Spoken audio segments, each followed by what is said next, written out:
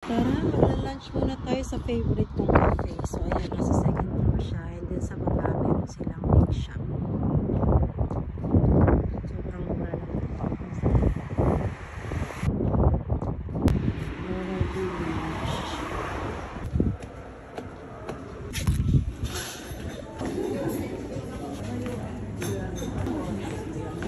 Ayan yung lunch menu nila, di ba mura lang.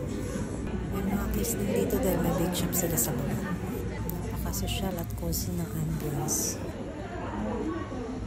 Siyempre, ito yung kanilang coffee at mga drinks. Iba yung price nito sa lunch set. Ayan, may morning menu na rin sila dito. Ito yung aking in-order, salmon. Favorite ko dito. Ito naman yung in-order kong drink set. Meron na siyang kasamang soft cream for dessert.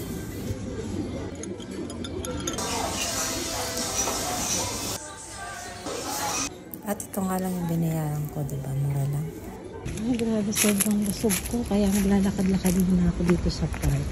So, morning routine ko talaga to. Tapos cafe, morning breakfast. Kaso ngayon hindi ako nakapunta. Kaya naging lunch na. So, natulog kasi ako. Nantok pa kasi ako. Nantok ng hangin. Malamig na ngayon. Diba? Nakaka-relax yung view. Nakakawala ng stress. Kasi ito lang mag-tambay. Ito lang ako nakalapit-lapit.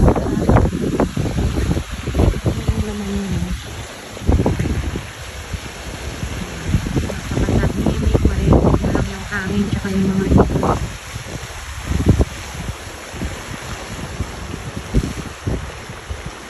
Pag umaga maraming lalakad dito.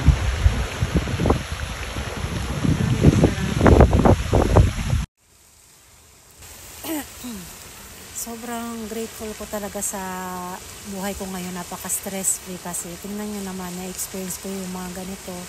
Habang yung ibang tao nasa trabaho, ako may sarili akong time. Kung gusto kong mag-work, kung ayaw ko, diba? So, sobrang thankful ako.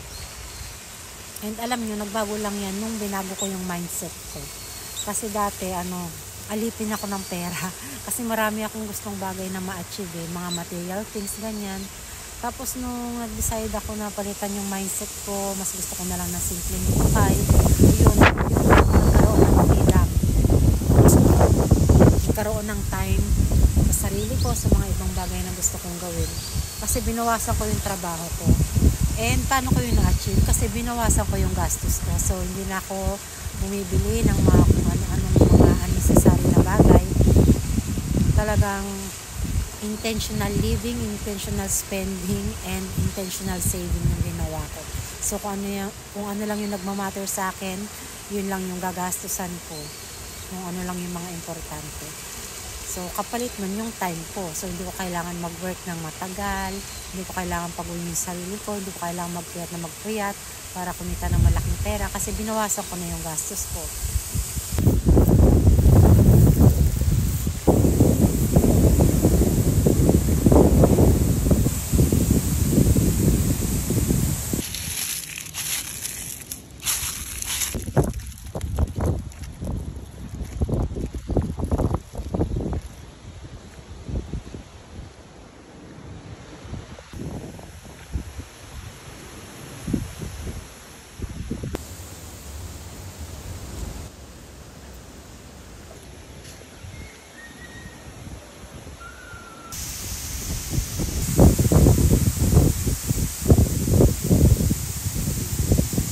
Tapos na ang aking me time and uwi na ako ng bahay.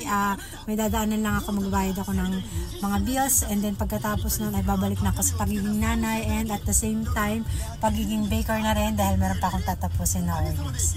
Yun lang, see you next!